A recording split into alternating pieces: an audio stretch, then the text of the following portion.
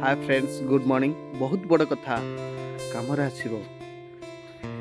आपन जो रक्त दरकार हुए डाक्तरखाना पहुँचती डाक्तर कहती मोर कहीं ना आज्ञा आप गोटे ब्लड ठीक कर दिंतु।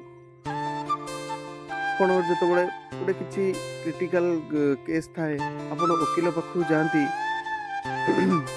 वकिल कहती आज्ञा आप मो गोटे ब्लड ठीक कर दिंतु मोर कहीं ना आज्ञा गोटे कोर्टे दरकार पड़ो ब्लड मो गोटे ठीक कर दिंतु मोर कहीं ना आज्ञा किंतु आप ठिया होती आज्ञा से आरेंज करूँ कहीं 15 लोक आरेंज कर जी आप ठिया होना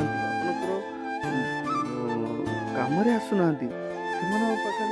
आप ठिया किसी फायदा नहीं आज्ञा जी आप सब सदा सर्वदा ठिया ठिया हूँ आम 15 लोक खाइबा देदेले आमको कई माने आज खाईदे पलैबे काली हाँ से खाइबा सरीगला आपन विपद पड़ी आपन पाखे से ठिया ही नथिबे किंतु जे विपद समय ठिया होता है ना से पाखे ठिया हूँ से खाइबा दिंतु से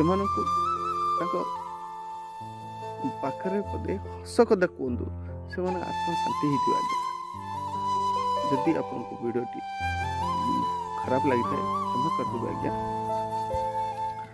जय जगन्नाथ। समस्त को शेयर करूँ।